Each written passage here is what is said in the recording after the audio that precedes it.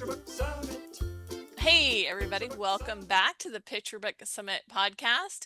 Today we have an episode for you on our Picture Book Summit Roundtable, and we're going to be talking about submissions. And one of the things with Picture Book Summit, our yearly writers conference just for picture book writers, is we've always been able to offer a submission opportunity. And so today we want to talk a little bit about how you can prepare to submit to agents and editors after a conference. In the past, we've done pitch submissions, and sometimes that's the opportunity that's available. This year, 2025, we're offering a manuscript submission. So that's a great way to get your manuscript in front of an agent or editor who might not be open for general submissions. And that's becoming more and more prevalent, unfortunately. So, taking advantage of that Summit Plus submission ticket is a great way to get your work in front of people who might not see it. And because we offer panels where you get to find out even more about each individual and what they're looking for, it's a really unique opportunity to tailor your submission to the person that you're sending it to.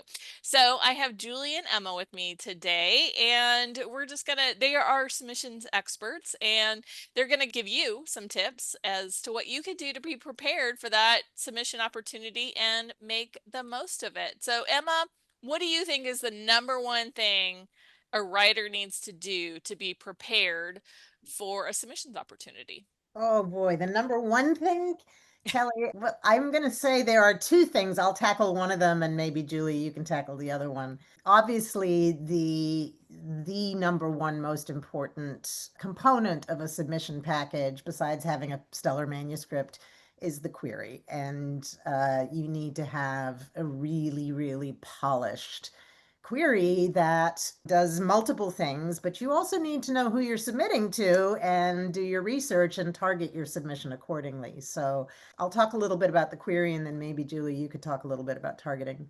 The job of the query, for anybody who's new to submitting, the query has several jobs, and you think of the query as kind of like a cover letter. Its job is to introduce you and your manuscript to the agent or editor in question. It's also to introduce your story or to hook their interest in your story. What you're really trying to do is to capture the agent or editor's interest in your story, not by revealing the entire story, not by giving them a straight up plot synopsis or a summary and telling them everything about it, but by just teasing enough information in an engaging way that they get super curious and want to read the manuscript, right? That's the main focus of the query. And then of course the other component of the query, the other two components of the query are to show that you understand where your manuscript fits in the marketplace, that you are a professional and you have some industry savvy. And the way we do that is through the use of comp titles, comparable titles that are books like ours in tone or subject matter and so forth. And then, of course, there's the component that is about just introducing you as a writer and giving the agent or editor a taste of why they should want to invest in you. So it's a tall order. It's a lot to accomplish in a single page. And we want to keep it to a single page because these are picture books. And we certainly want to show that we understand writing with economy, and we don't want a query to be longer than our manuscript itself in word count. So it's a real art form, and it's a really important skill to develop to really know how to pitch your manuscript and frame yourself as an author and where and how your manuscript fits in the marketplace in such a way as to feel fresh and make the agent or editor who reads hundreds, if not thousands of these a week, sit up and take notice and want to read your manuscript. So that's probably the single most important component that I would focus on is really thinking about your pitch and your query and in the submission process, and is it doing the heavy lifting of all of those things for you as well as it could be? What I should also say, while we're talking about querying and how important that is in terms of the submissions process, is that more and more these days, submissions are made via submissions form, whether that's Query Manager or Submittable or some other digital form platform. And so in those cases, what happens is the query gets broken up and you get to put your pitch in one part of the form and you get to put your bio in another part of the form and your comps in yet another part of the form, but you need to have the whole to pull from. And that will be the case for the Picture Book Summit submissions this year. It'll all be happening through form. You'll have a place to put your pitch, and then you'll have a place to link your manuscript and so forth. And that's just another reason to be sure each one of those components is polished and really Exactly. stands out on its own. Exactly. Yeah. So once you have a really, really polished query, then it's easy to section the parts out to know, this is how I can input my pitch and this is how I can input my bio paragraph and so forth. Right, right. And so, Emma, you talked about targeting your query or your pitch. And one of the great things about the summit submission opportunities is that we've done a little bit of the targeting for you in that, but all of the 4 editors and the 3 agents who will be accepting submissions are on panel discussions. So you'll get to hear them talk about what they're looking for in submissions. So it should make it easier for you to target them. And by that, we mean, are they a good fit for your work and how? And how did typically you would also include like how you came to query them, right? In this case, if you have the Summit Plus submissions ticket, it's going to be an attendee at Picture Book Summit. But in the absence of that, what you would want to do is say, I read in, this blog that you're looking for quirky characters with a fresh take on STEM topics or whatever the case may be. But you don't want to just send, dear agent, here's my manuscript, here's my pitch. You want them to know why you've selected them, why you've chosen to submit to them, and why you believe that your work is a good fit for them. And what that entails is doing some research. You don't just cold query an agent. You want to know, okay, what are they looking for? What types of books have their clients published? What type of agency are they with? Are they editorial? Are they, a big name agent, or are they a newer agent within an agency? Those are all things that you want to know. You want to decide ahead of time what you're looking for. And then as you're doing your research, you're looking for agents who fit that profile, right? And then you communicate to the agent when you're submitting to them, here's why my work is a good fit for you. And it comes in the form of,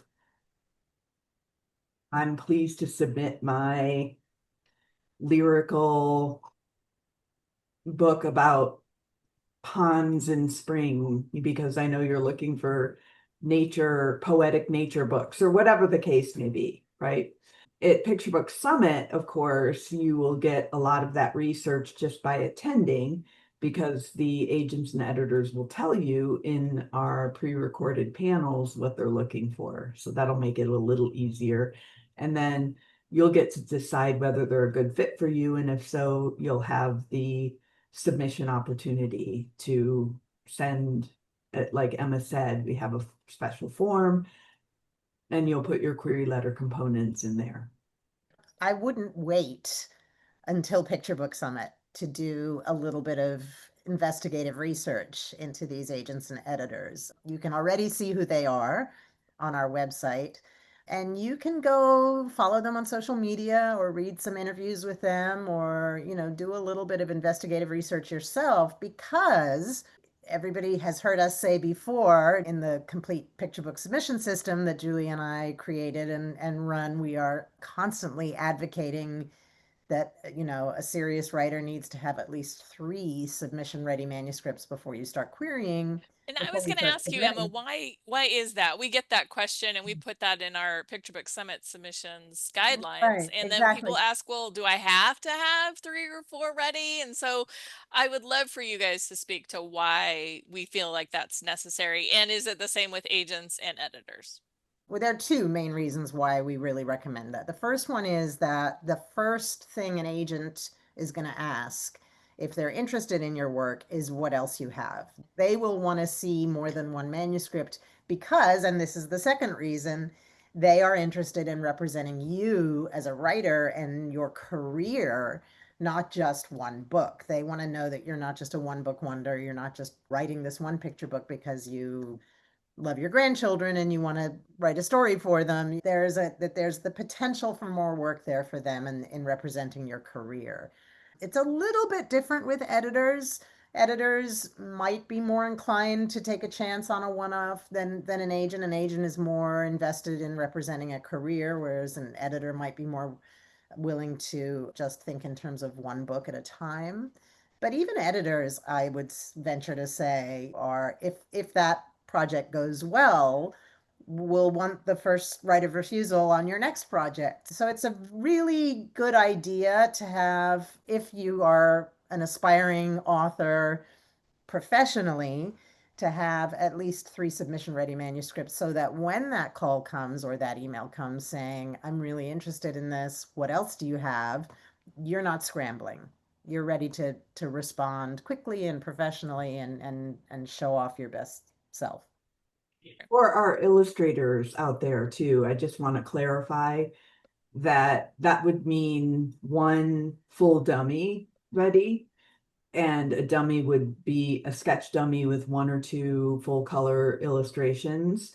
And then you could have a couple of other manuscripts. You don't have to have 3 or 4 complete dummies ready, Right, right. But because definitely a portfolio. They want to but be you able to want see you you can carry a character from the end of the book to, from the beginning of the book to the end of the book. yeah, so just know that for those of you who illustrate, because it is a lot of work to prepare those dummies, you need 1 complete dummy and then a couple of other manuscripts, but a portfolio or even just a dummy and a comprehensive portfolio would probably Right. be okay. Julie, I was going to ask because you were talking about targeting. So on the Summit and a Summit Plus submissions ticket, we generally have anywhere from 5 to 7 submission opportunities, depending on the year and the opportunities that are offered to us.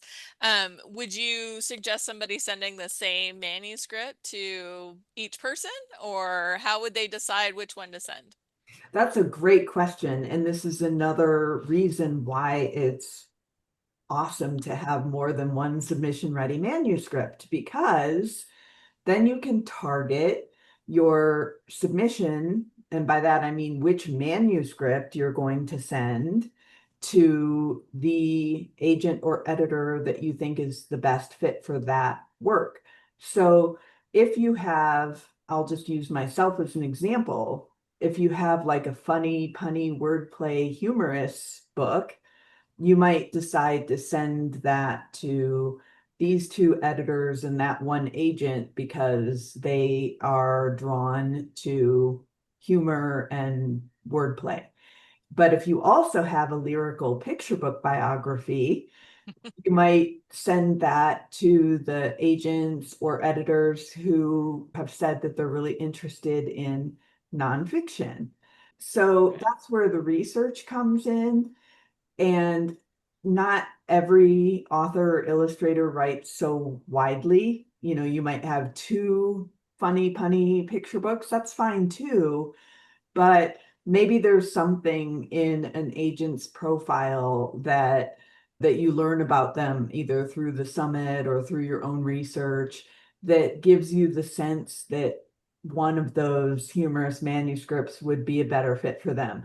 For example, if you learn that an agent has, 4 dogs or something, and one of your funny manuscripts is a dog book, then that would be the one, Right, that right. you would choose. If you have a choice between, I wrote this book about a cat and this book about a dog, you're going to send the dog book. So that's part of what targeting means. It's doing your research, it's knowing what you want Mhm. in that agent or editor relationship, and then going out and finding people that you think would be a good fit and telling them why, and it's just a few sentences or a couple of sentences that would just explain. But agents want to know that you're thoughtful. Emma said in the beginning that you really need to be professional and polished. And part of being professional and polished is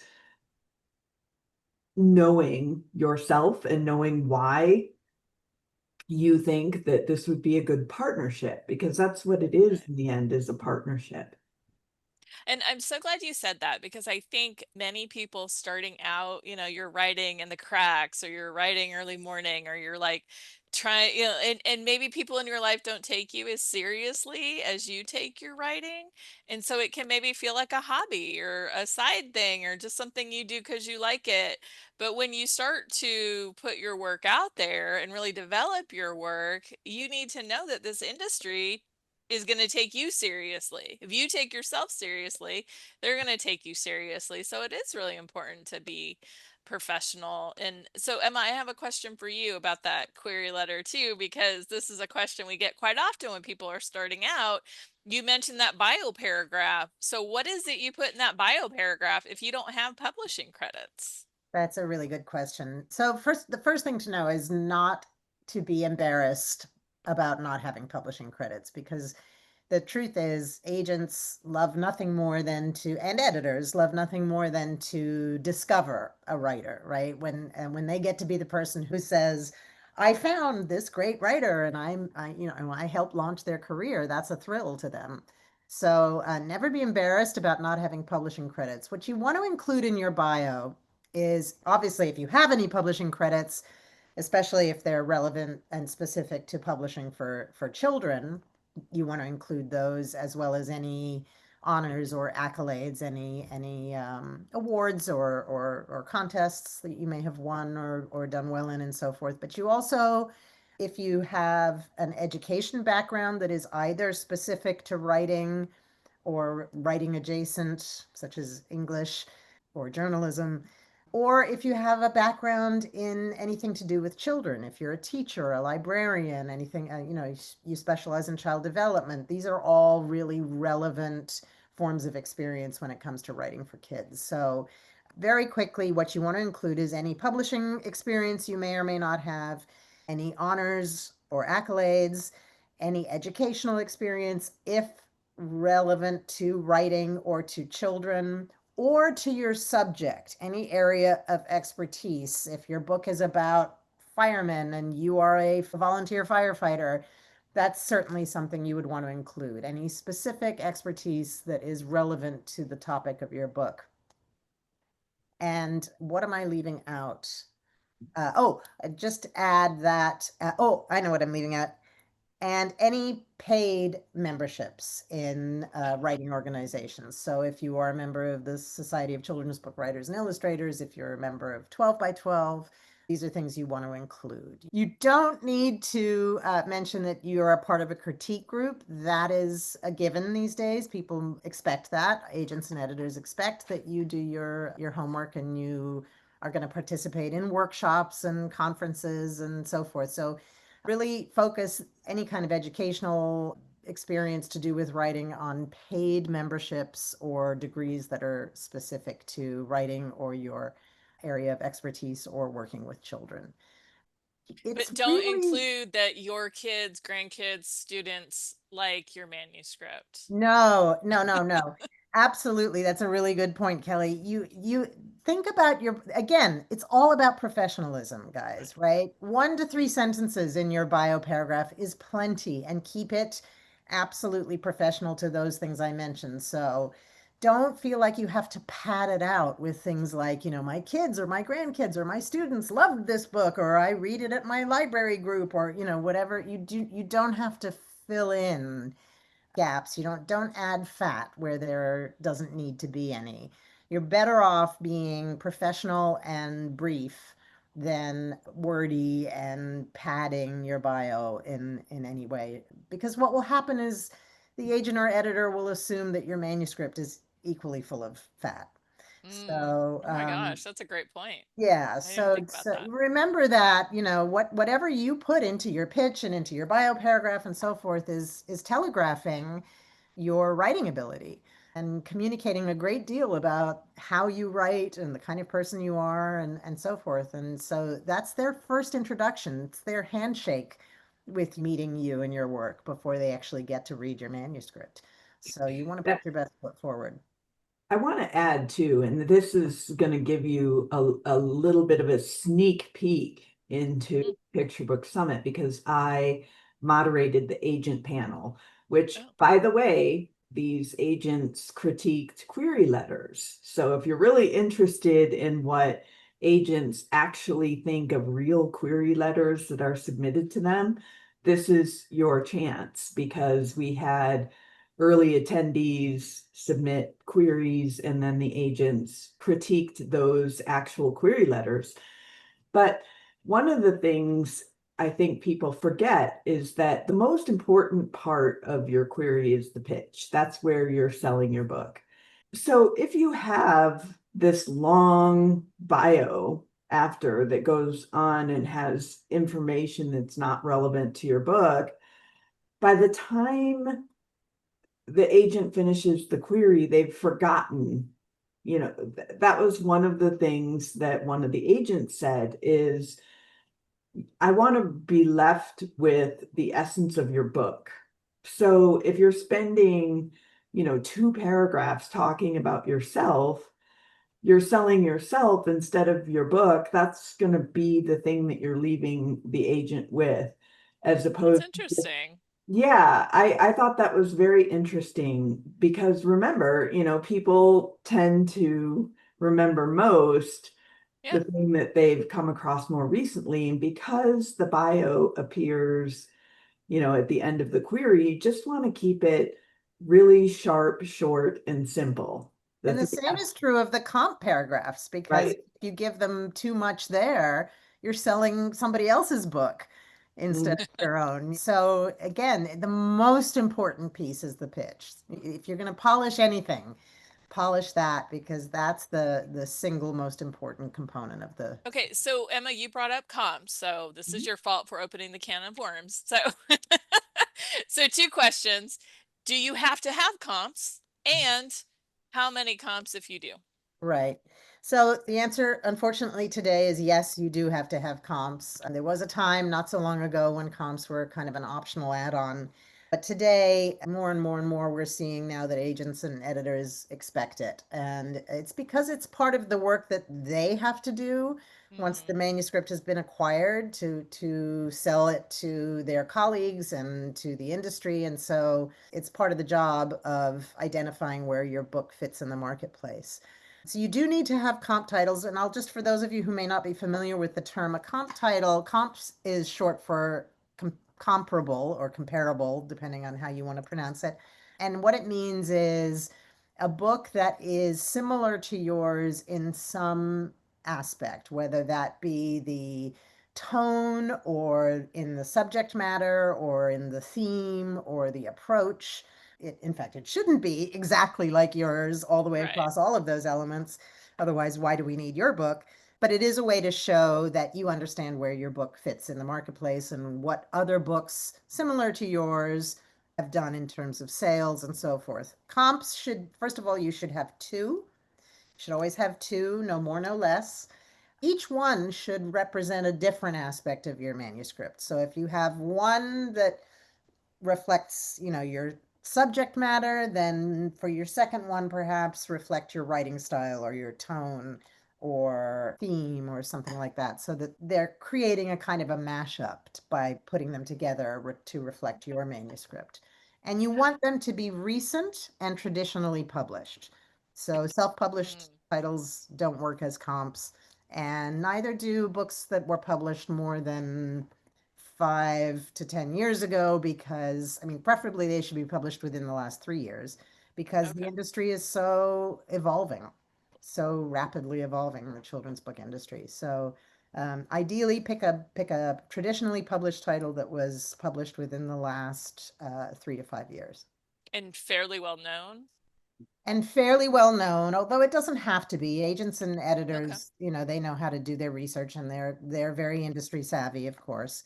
Yeah, you don't want it to be so well known that it's a boffo bestseller and it looks like you're comparing yourself to, the this year's Caldecott winner. Be a little bit careful about that. You don't want to try and position yourself as the next, you know, Right, number right, one New right. York Times bestseller. But you do want it to have a certain track record in sales, because what you're doing is saying, look, I can show you that there's a market for this subject because this book did well. Right, It's right. about the same subject, and this is the most important part about a comp paragraph, you also must remember to highlight not just how your book is similar to the comps, but also how it's unique, how it's Mm, distinct from those two books. Because otherwise, again, why do we need another book on that subject, right? right. The ideal comp reference or comp paragraph says something like, in the spirit of X book, my book has a feisty, spirited heroine with the theme of Y book, but is unique in that and then fill in the blank so that you Oh, can that's great. position yours as, my book is doing something that these don't. Right. Anybody who's working on comps, rewind that Yeah. and write down Actually, that template Emma just said, because that will help you tremendously trying to so craft your I comp have paragraph. two books that are sitting on my desk that I mean to send to my niece. Neither Mhm. of them are recently published, but I'm just going to create an example here. So we have How Do Dinosaurs Say Happy Birthday and Time for Bed, which is a classic by Mem Fox. So we wouldn't necessarily use these as comps because Boffo, bestseller, Jane Yolen, Hans Christian Andersen of America. And this book is a classic and Time for Bed, been in print. But I have these, so I'm just going to give you an example of, let's say you've written a book, which by the way, I haven't seen, it just occurred to me, about how to settle a child to bed after they've had this huge birthday party, Oh, right? Because there are a lot of books about birthdays and birthday parties and how they get celebrated, but not a lot about how do you wind down from that and maybe even deal with the disappointment or the resistance a child might feel, about their birthday being over. So right. you could say it has the ruckusness, I don't think that's a word, of It is now. the dinosaurs but the gentle, parent relationships and the settling down for bed and time for bed, but, is unique in that it's talking about the aftermath of a birthday rather than the midst of the birthday. So that is just an example of how comp titles work, Okay. how they should work. I love the improv moments that we have here on Yeah, the I just podcast. I Way to go, happen Julie. right, like that could be a fun exercise. Like take two books and imagine that could be like a writing prompt, That's a almost, writing exercise for right? sure. That's great. Wow. Come for the submission tips, stay for the writing exercises. Right. One before we move on, I want to say one Well, more. I was going to say we're going to need to wrap this up, I think. Oh, So, if you guys have one last little piece that you want to, Julie, you want to go ahead and go first, and then Emma, if there's some other piece of advice you want to leave us with before we go, then I don't know we'll if do this it. is big enough to be like my big advice at the It end. doesn't have to be big. It just has to be helpful.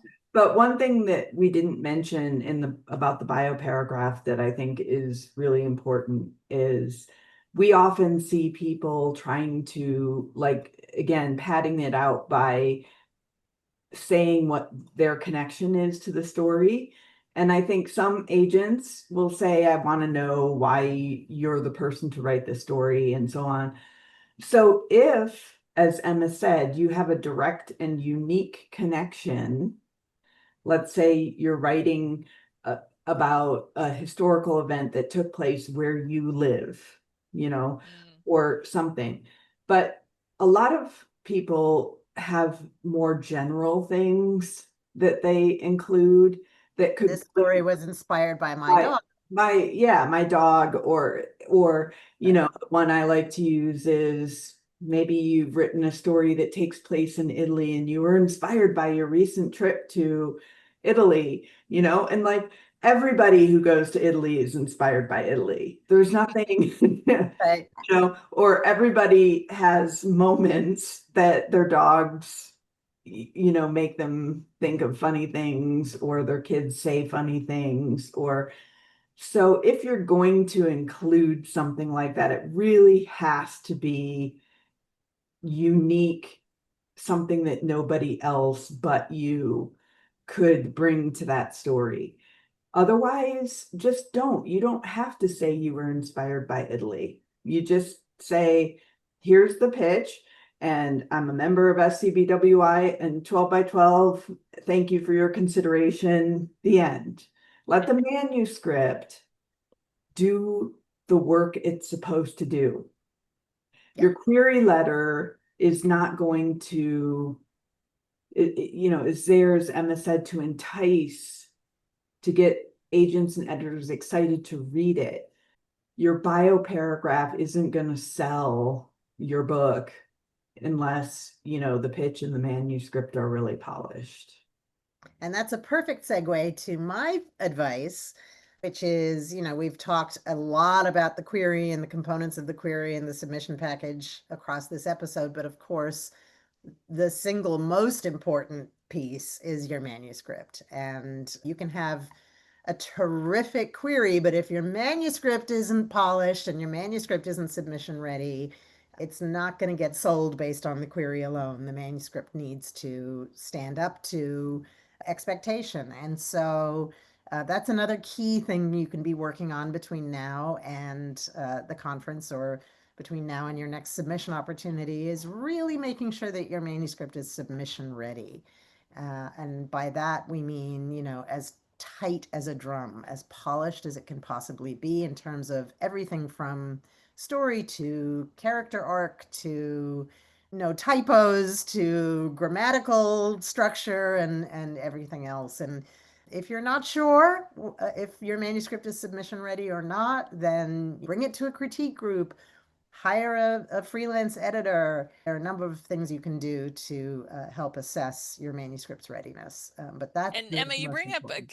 a good point, and I'm not sure this is a benefit that we talk about enough with Picture Book Summit, but we have a private Facebook group where you are with other picture book Oh, writers. And wonderful, Kelly. so Yeah, if you haven't had anybody, if you don't have a critique group, that's a great place to at least exchange manuscripts, maybe even with one other person, or maybe finding a group in there, because you do want somebody else to look at your manuscript before you send it to an yeah. agent or an editor. You need an objective pair of eyes, and an objective pair of eyes who understand what you're trying to accomplish with a picture book manuscript. So, Absolutely. And you don't want to waste a submission opportunity, right. right? You really want to make the most of every submission opportunity you have. And fortunately, with Picture Book Summit this year, we're offering a really nice broad group of submission opportunities, but maximize every one of them by making sure that your pitch is as polished as it can be, and most of all, that your manuscript is as polished as it can be.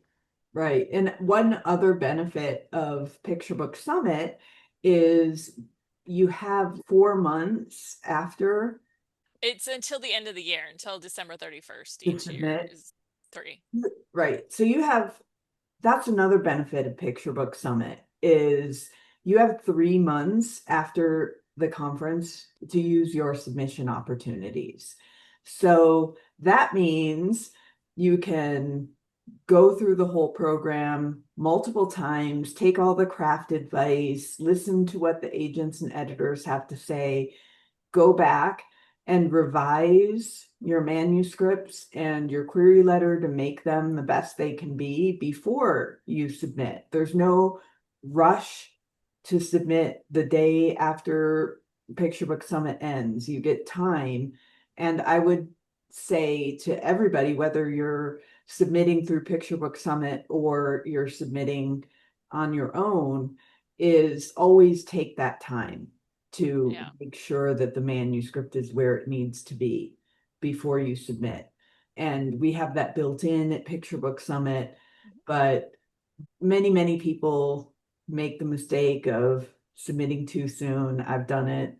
It's a learning experience, but you do lose that chance with that editor or that agent at that time, right? Right. Manuscript. Right.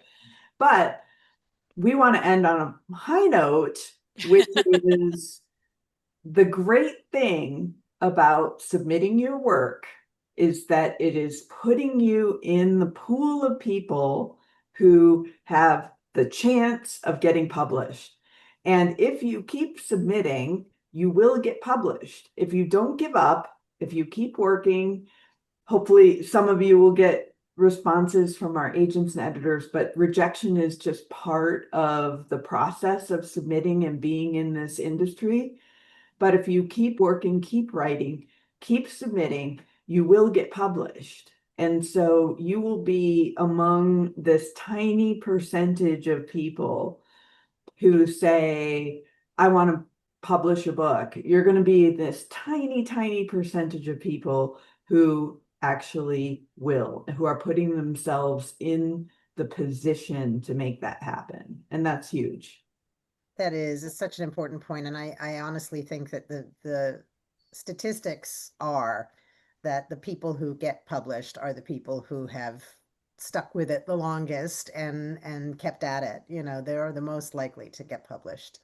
And the people who give up too soon, no matter how talented they may be, that's when you're not going to get there. So hang in. And while we've talked a lot about polish and professionalism and all of that, we also don't want to let the perfect be the enemy of the good, as we say.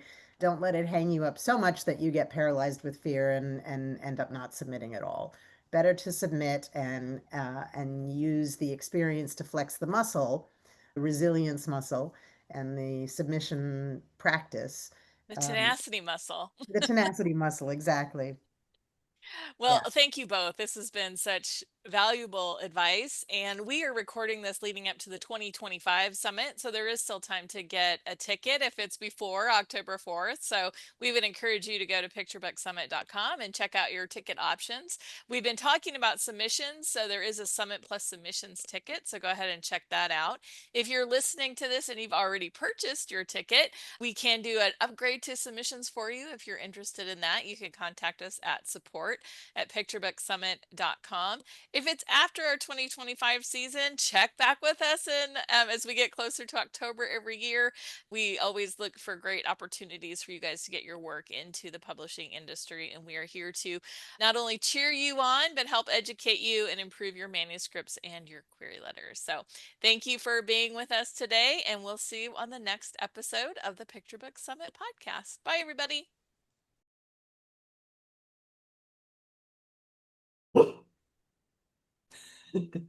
We were saying at the beginning of the podcast that it would be a miracle if we made it through this without one of our dogs barking in the background. So there you go. That's There we go. Stop. We're a dog-friendly podcast here. We are a very dog-friendly podcast. Fair, a conference, those kinds of. Sorry, take a pause. My phone is ringing. This is like a comedy. I mean, very hard to keep a straight we might face. need to, watching my dogs wrestle in the background. We might need a blooper reel at the end of this one. I think we do with Duke, and every once in a while we'll see Whiskey's paw or Duke's nose coming through. Like they're totally just sitting there like, we can do this. We can break in. We're going to do it. Okay, let me just go back. 2 paragraphs. I'm sorry. Okay.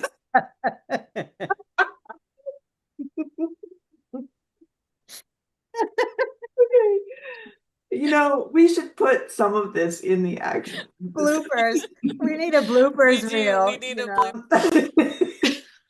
It's so funny. I want to say to our listeners that what's happening, you can't see it, but we're trying to concentrate while two of Kelly's dogs are trying to break into her office. So every once in a while, we're just seeing this Nose. nose coming through the door. And the Great Dane Whiskies, like, we'll see the paw coming. They can't quite figure out how to get that door open, but they're really determined. Yeah, no, there needs to be a What was I saying? Should I just start?